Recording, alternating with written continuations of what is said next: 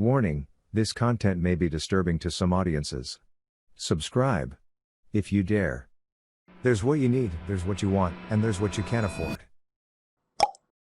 Hey everybody, welcome to ANECDOSED. People ask Reddit. What felt like a useless piece of advice until you actually tried it? Number 1. Commenter. Once begun is half done. I am a terrible procrastinator by nature. I have totally done the well, now it's 5:02, so I have to wait until 6 o'clock to start cleaning, and I like making things seem like so much work that I can't possibly do them unless I take time off of work. In reality, if you just start a project without thinking about it, you can get everything done in like 15 minutes a day, and it's never really that bad. Person B. Stephen Dunnier said in his TEDx talk that he used to be a procrastinator and overcame that by working for 5 to 15 minutes, having a 5 to 15 minutes break, working for 5 to 15 minutes, and so on. I thought that I would spend too much time on breaks, but I actually ended up getting more work done than before. Person C. I feel like most of the time, if it's something I don't exactly know how to do, or if it'll take some figuring out, I am more likely to put it off. Even if there's only one step of the project I don't know how to do, I'll procrastinate. Number 2. Commenter. This too shall pass. On those days when I just feel like I can't take it, I think of that, and I know tomorrow will be different. Someone once told me, tomorrow may not be better, but at least it'll be different. In a strange way, that too is comforting. Person B. Learned this through a mushroom trip. There was a really intense moment in the trip that caused me to panic. I had to keep reminding myself that in 2 hours, I'll feel completely different, and in 4 hours, I'll be feeling good again. Definitely worked for the trip and has been working for my difficult work days. Person C. As a kid, I once got very scared at night, and was afraid to fall asleep in fear of getting nightmares. Eventually I thought to myself, no matter how scared I am or what will happen, this night will eventually be over anyway, and calm down enough to fall asleep.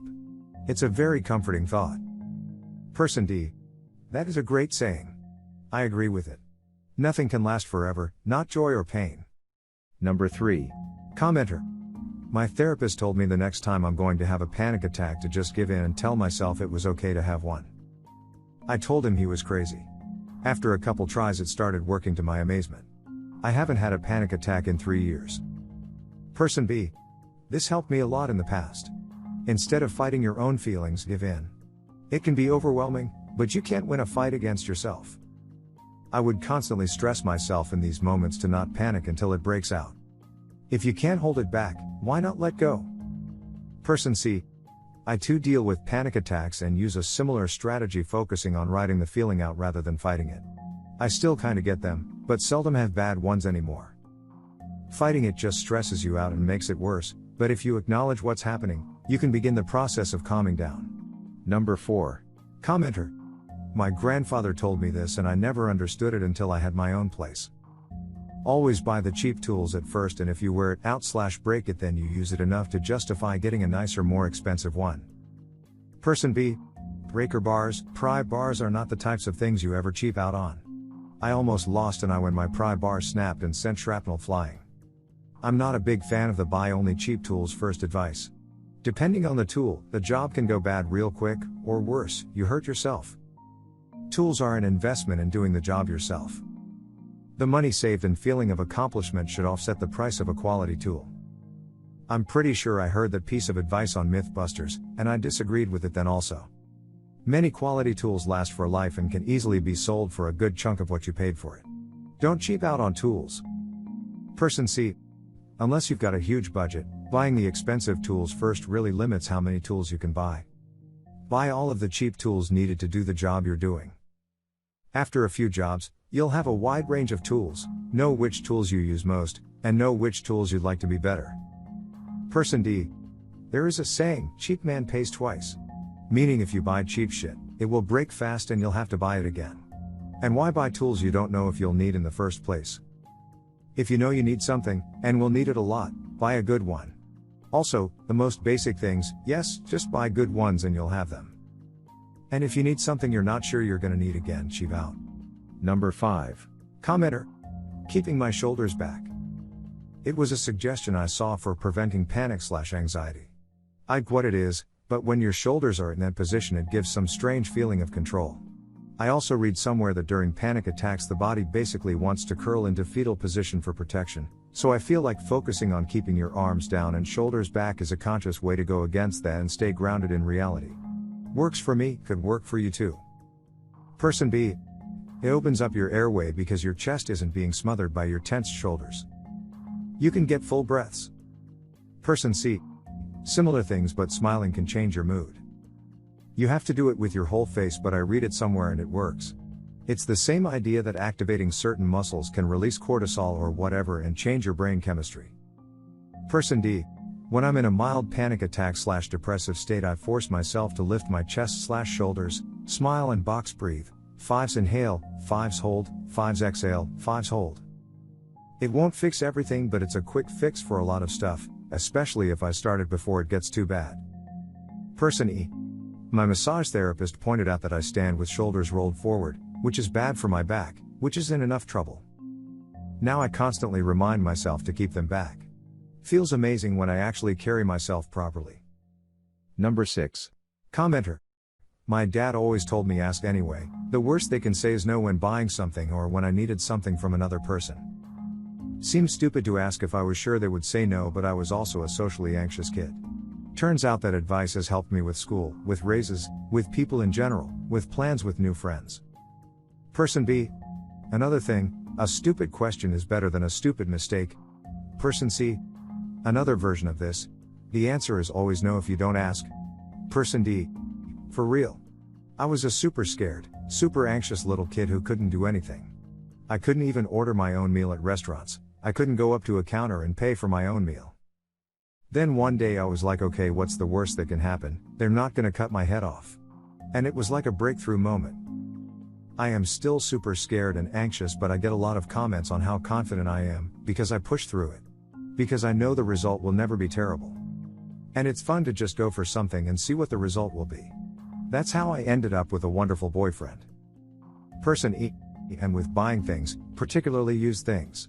Just ask, not in a rude way, but asking, is this the best we can do on this price? Works more often than not. It's saved me money a few times. Person F. I always give this advice. Except I phrase it, hey, the answer is always no until you ask. It doesn't hurt to ask, the worst they can say is no, but more often than not they say yes and you would have never known. Number 7. Commenter. There's what you need, there's what you want, and there's what you can't afford. My dad says this all the time, and I never thought of it as useless, I just never used it. Now I have, and my money is far easier to manage. Person B. I've heard that one with the added 50/30/20, as in 50% of your income for needs, 30% for wants and 20% for savings, for the things you can't currently afford. Person C. My dad always said just because you have the money to buy something doesn't mean that it's a good idea to buy it, always make sure that you have money to replace the things you actually need. Person D. My dad was famous for separate your wants from your needs. Person E. My dad had this same concept, but he'd say never stretch your feet out further than you have a blanket to cover. It sounds better in his language, lol. Number 8. Commenter. Putting cold water on freshly shaved skin will make it so you don't get ingrown hairs. Some of the best advice I've ever received. Person B. How is this not common knowledge? I've struggled with ingrown hairs from shaving for years and no one ever recommended this, not even my doctor. So much aggravation I could have avoided with one tip. Person C. It was part of the process when my dad taught me how to shave. 1. Shave immediately after you've come out the shower, your pores will be more open. Alternatively, fill the sink up with warm water and splash it on your face. Pat dry. 2. Shave. 3. Wash your face with cold water. 4. Moisturize. Number 9. Commenter. Don't suffer future pain. In other words, worrying about all the stuff that could happen stops you from doing things, and worse, turns potential pain into actual worry and mental pain. Person B. Worry is interest paid on a debt you may never have. I can't remember where that's from. Person C. This is what I think when people say they're afraid to get another pet/date someone because they could lose them too. So you're going to suffer years of being alone because being alone in the future will hurt? Person D. Quote by Newt Scamander, my philosophy is if you worry, you suffer twice. Person E. Worrying is like praying for what you don't want. Person F. I find that while it is important to not worry about the bad stuff that could happen, it is still beneficial to recognize that it could happen, premeditatio malorum, and to plan accordingly. Number 10. Commenter. Exercising helps with depression and anxiety. It's not a cure-all and I needed to be on meds to get to the point where I could do it, but it really does help me. I've been off my meds now for over a year. Under doctor's supervision, don't stop taking your meds unless you run it by your doctor, and when I can't exercise for a few days, I can feel the depression and anxiety coming back. Now instead of going through a million things I did wrong in my head, I run for 3 miles or lift some heavy shit. Person B. Yep. I can't tell you how many times I've woken up in the middle of the night unable to breathe, only to start doing jumping jacks, or air squats, or something to get the heart pumping. It feels like bliss when the airways open up for a short time. Number 11. Commenter. Cleaning your house before leaving for more than 5 days. Nothing is better than coming to a clean house. Person B. I travel a lot for work and can sometimes be gone for 2 to 3 weeks at a time. There is nothing worse than finally coming home and remembering how bad you left the place. I learned this real quick and made a point to clean up before I leave. Person C. Yes. Also, make sure there's a day or two between coming home and going back to work. My husband and I take 2 vacations every year. One for 4-ish days, the other for 2 weeks. I make sure the house is deep cleaned and all the laundry is done. It's incredible to come home and unpack, throw dirties in the wash and relax in a perfectly clean house for 2 days before going back to work. Number 12. Commenter. As someone with a phobia of needles my entire life, I finally, 30 years in, had a nurse tell me to ask for a spare alcohol pad and sniff it right as I'm about to get jabbed. She said the harsh smell is enough of a distraction to keep your mind off the needle. I was there for a flu shot, so I got to try it out right away. I wasn't expecting much, but it worked.